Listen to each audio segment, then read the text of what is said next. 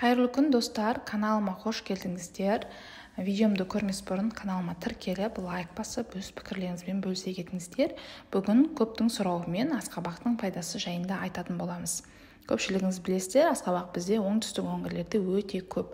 Көпшілігіміз күнделікті пайдаға асырып жүрген асқабақтың ағзамызға тигізер пайдасы жөнінде біле бермейміз. Асқабақтың өнімдерін пайдаланудың да өзіндік артықшылықтары бар. Асқабақтың құрамында кальций, цинк, марганец, фосфор, йод, фтор және магний элементтері жеткілікті. Асқабақтың склероз, диабет және өт қабыну шалдыққан жандарға көптеген пайдалануға кеңес беріледі. Асқабақты артық салмақ арылуға көмек береді. Асқабақтың жүктілік кезінде де қолданған жөн, әсіресе жас аналарға. Асқабақпен қоректенсе, витаминдер қорын жинайды, әрі сәбиге де пайдалы. Асқабақ шырынын қабылдау суық мезгілде пайдасын тигізеді. Тұмаумен, өкпемен ауыратын зардап шегетін адамдар асқабақ шырынын ішкен абзал. Асқабақтың дәнінің құрамында цинк пен белок жеткілікті.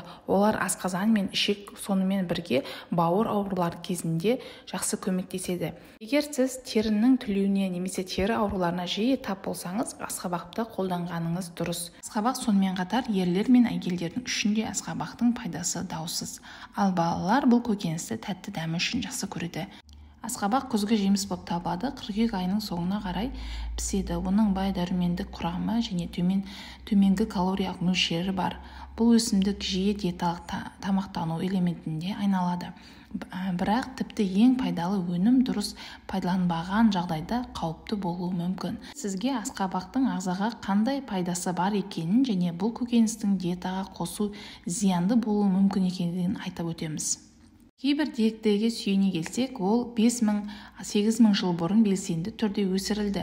Еуропадағы асқабақтың оңтүстік Америкадан әкелінген және тез тамақ дайындауда және тіпті медицинада маңызды орын алған. Қазіргі кезде әлемдегі бұл жай ғана дәмді көкөніс, бірақ асқабақтың бастапқы көзқарасы біршама басқаша болды. Ол дәрілік өнімдердің өндіруші арналған шикізат болып саналды. Осы өсімдіктердің негізінде майлар дайындалды. Халықтың медицинада гельминттерге қарсы құрал ретінде қолданылды, ал медицина іш жүргізетін әсерге кеңес берді. Бұл емдік көкөністің неліктен соншалықты пайдалы екенін анықтады. Асқабақ дәрумендер қоймасы болып табылады және олардың көп бөлігі тек целлюлозада ғана емес, сонымен қатар тұқымдар мен гүлдерде де кездеседі. Асқабақтың каротин сәбізге қарағанда 4-5 есе көп. Каротин ағзаға А дәруменін айналдырады. Ол көру үшін жақсы, сонымен қатар күшті антиоксидант болып табылады. Асқабақтың құрамында С, Е, К дәрумендері және В дәрумендеріне барлығы дерлік бар. Тұқымында көптеген микроэлементтер бар.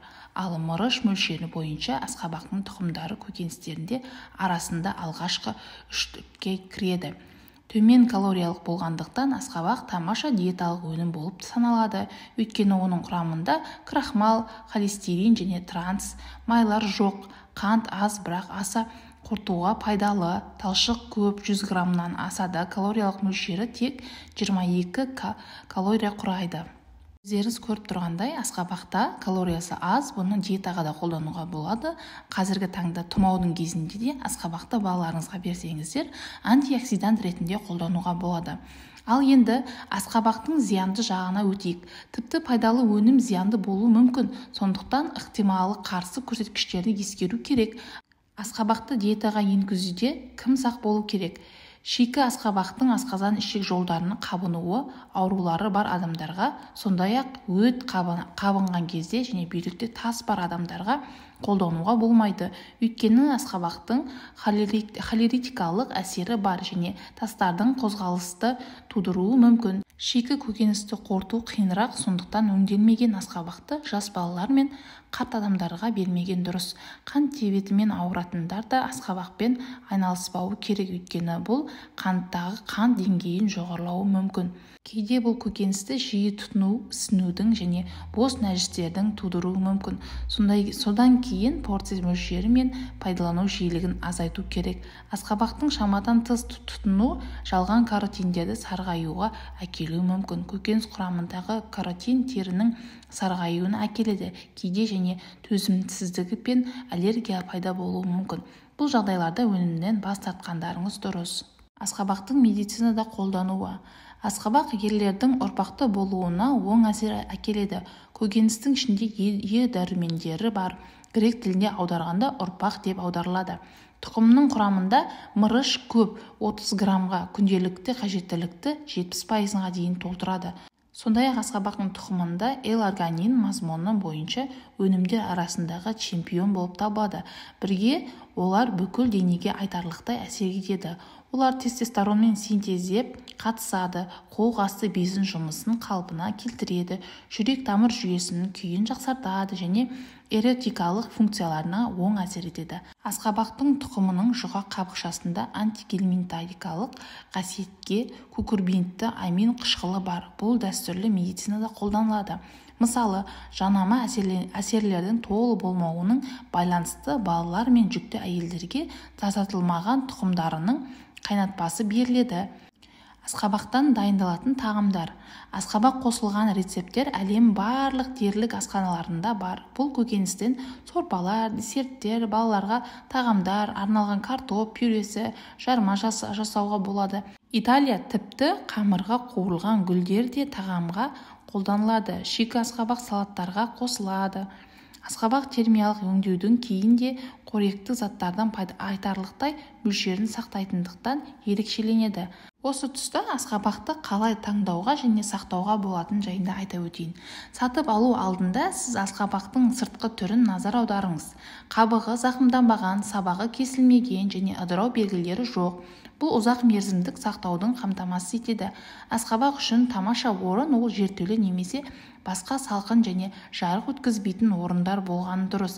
Жақсы жағдайда көкөніс бірнеше жыл жатуы мүмкін, бірақ оны бірнеше ай ішінде қолданған дұрыс. Уақыт өте келе асқабақтың қоректік заттардың мөлшері азаяды. Сондай-ақ жемістер мұздатылған түрде жақсы сақталады. Салмағы шамамен 5 кг болатын орташа көкөністен таңдаңыз. Үлкен асқабақтың құрамында әдетте қант өте аз болады. Бұл өнім туралы білу үшін тағы бірнеше маңызды тармақтар қоса кетейін. Күніне қанша асқабақ жеуге болады? Көкөністің төменгі калория болғанымен күніне 300-400 граммнан шектелген дұрыс. Күніне қанша асқабақ тұқымын жеуге болады? Асқабақ тұқымдарында калориясы өте жоғары, диетологтар күніне 30 граммнан артық тамақтанудан ұсынбайды. Балалар асқабақты қай жастан беруге болады? Асқабақты бірінші азықтандыру үшін жақсы нұсқау болады. Бала 6-7 айлығынан ұсынуға болады. Аллергиялық реакция болмаған жағдайда диетадан асқабақтың мөлшерін бірте-бірте арттыруға болады. Достар, ақпарат пайдалы болса, достарыңызға жіберуді ұмытпаңыздар.